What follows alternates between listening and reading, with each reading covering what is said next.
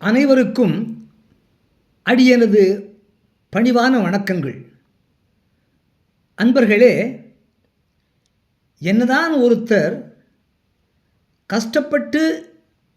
கஷ்டப்படக்கூடிய ஜீவனமாக பிறந்திருந்தாலும், என்னதான் ஒருத்தர் பாவப்பட்ட ஜென்மமாக பிறந்திருந்தாலும், என்னதான் ஒருவர் பாப கர்த்தாரி யோகத்திலே பிறந்திருந்தாலும், எவரொருவருக்கும் ஒவ்வொருவருக்கும் ஒரு சிறிதளவு காலமாவது, ஒரு குறுகிய அளவு நாட்களாவது, கொஞ்ச காலமாவது கஷ்டம் நீங்கி, துன்பம் விலகி சுகம் கிடைக்கக்கூடிய காலம் சிறிதளவாவது இருக்கும். சுகம் கிடைக்கக்கூடிய காலம் சிறிதளவாவது இருக்கும். நிம்மதி கிடைக்கக்கூடிய காலம் கொஞ்ச காலமாவது இருக்கும். கொஞ்ச காலமாவது சந்தோஷம், மகிழ்ச்சி இருக்கும். இது உலக நியதி. அந்த கொஞ்ச காலம் எப்போது அமையும், எப்படி கிடைக்கும், எப்போது கிடைக்கும், அதுதான் கேள்விக்குறி. அதை கொடுக்கத்தான் ஜாதகத்திலே 5ஆம் இடமும் 9ஆம் இடமும் உள்ளன. ஒரு ஜாதகத்திலே 5ஆம் இடத்ததிபதி தன் திசை காலத்திலும் தன்னுடைய புத்தி காலத்திலும், தன் புத்தி காலம் என்றால் பிற கிரகங்களின் தசா காலத்திலே வரக்கூடிய தன்னுடைய புத்தி காலம். அப்படி 5ஆம் இடத்ததிபதி தன் திசை காலத்திலும் தன் புத்தி காலத்திலும், அதுபோல 9ஆம் இடத்ததிபதியும் தன்னுடைய திசை காலத்திலும் தன் புத்தி காலத்திலும் சுப பலன்களே, நற்பலன்களே, நன்மைகளையே தருவார்கள் என்று ஜோதிட சாஸ்திரம் சொல்கின்றது. அந்த காலம் எப்போது என்பதுதான் இங்கே விளக்கப்படக்கூடியது. சுபம் தரும் காலம். ஒரு லக்னத்திற்கு, மேஷம் லக்னத்திலே பிறந்தவர் ஜாதகத்திலே 5ஆம் இடம் சிம்மம், அந்த சிம்மத்திற்கு அதிபதியாகிய சூரிய பகவான் திசா காலத்திலும் திசா புத்தி காலத்திலும், 9ஆம் இடமாகிய தனுசுக்கு அதிபதியாகிய குரு பகவானுடைய தசாபுத்தி காலத்திலும்,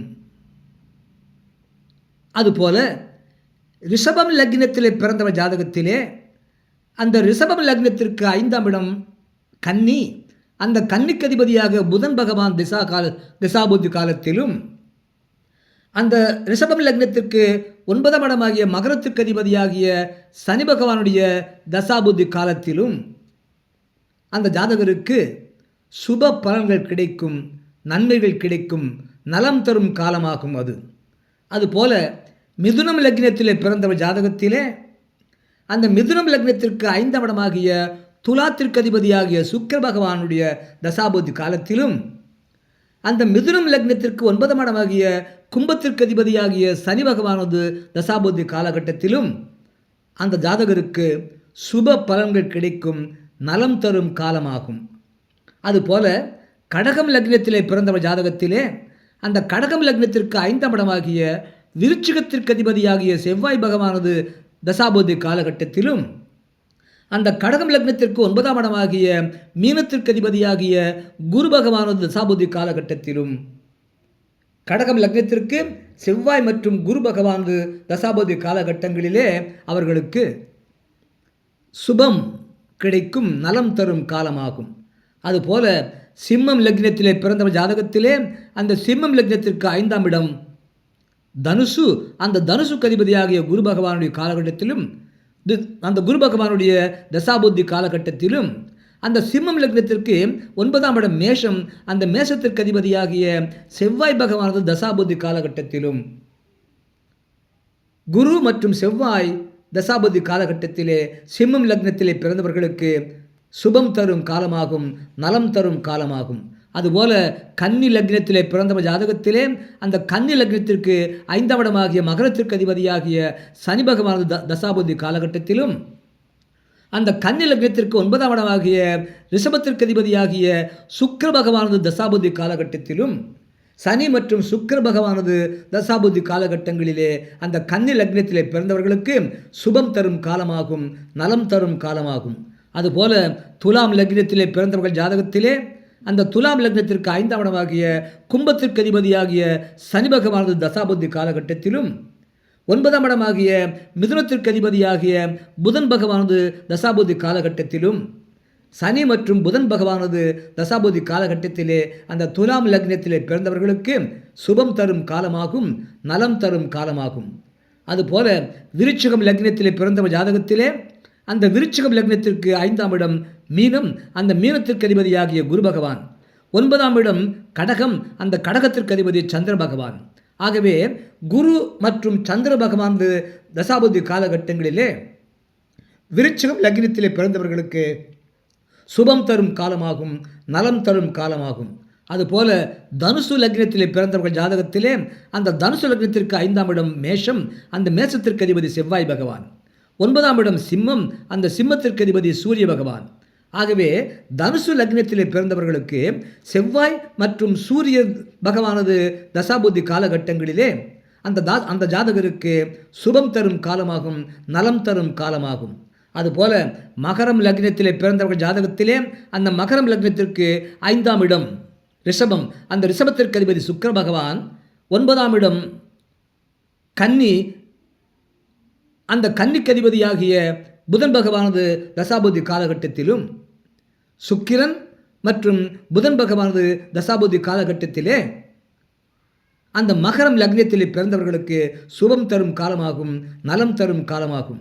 அதுபோல கும்பம் லக்னத்திலே பிறந்தவர்கள் ஜாதகத்திலே அந்த கும்பம் லக்னத்திற்கு 5ஆம் இடம் மிதுனம், அந்த மிதுனத்திற்கு அதிபதி புதன் பகவான், 9ஆம் இடம் துலாம், அந்த துலாத்திற்கு அதிபதி சுக்கிர பகவான். ஆகவே கும்பம் லக்னத்திலே பிறந்தவர்கள் ஜாதகத்திலே 5ஆம் இடத்திற்கு அதிபதியாகிய புதன் பகவானது தசாபுத்தி காலகட்டத்திலும், 9ஆம் இடமாகிய துலாத்திற்கு அதிபதியாகிய சுக்கிர பகவானது தசாபுத்தி காலகட்டத்திலும் அந்த கும்பம் லக்னத்திலே பிறந்தவர்களுக்கு சுபம் தரும் காலமாகும், நலம் தரும் காலமாகும்.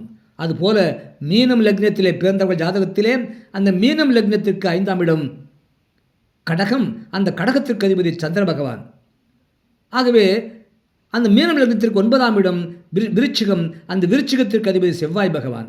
ஆகவே மீனம் லக்னத்திலே பிறந்தவர்களுக்கு 5ஆம் இடத்திற்கு அதிபதியாகிய சந்திர பகவானது தசாபுத்தி காலகட்டத்திலும், 9ஆம் இடத்திற்கு அதிபதியாகிய செவ்வாய் பகவானது தசாபுத்தி காலகட்டத்திலும் அந்த ஜாதகருக்கு சுபம் தரும் காலமாகும், நலம் தரும் காலமாகும். இவ்வாறாக 12 லக்னங்களிலும் பிறந்தவர்களுக்கு அந்தந்த லக்னத்திற்கு 5ஆம் இடத்திற்கு அதிபதி, 9ஆம் இடத்திற்கு அதிபதி யார் யார் என்பதையும் அந்த 5, 9 கூடியவர்களுடைய தசாபுத்தி காலகட்டத்திலே அந்த ஜாதகர்களுக்கு கொஞ்ச காலமாவது குறுகிய காலமாவது நிச்சயமாக சுபம் தரும் காலமாக அமையும், நலம் தரும் காலமாக அமையும் என்ற ஜோதிட ரீதியான தகவலை சொல்ல கேட்டீர்கள். அந்த தசாபதி காலகட்டங்களிலே உறுதியாக சுபம் தரக்கூடிய காலமாக ஒவ்வொரு லக்னத்திற்கும் அமையும் என்பதை சொல்ல கேட்டீர்கள். நன்றி, வணக்கம், வாழ்க வளமுடன். மறக்காமல் கீழே உள்ள பெல் பட்டன் அழுத்துங்க, இல்லை ஒரு லைக் போடுங்க, சப்ஸ்கிரைப் பண்ணுங்கள், ஷேர் பண்ணுங்கள்.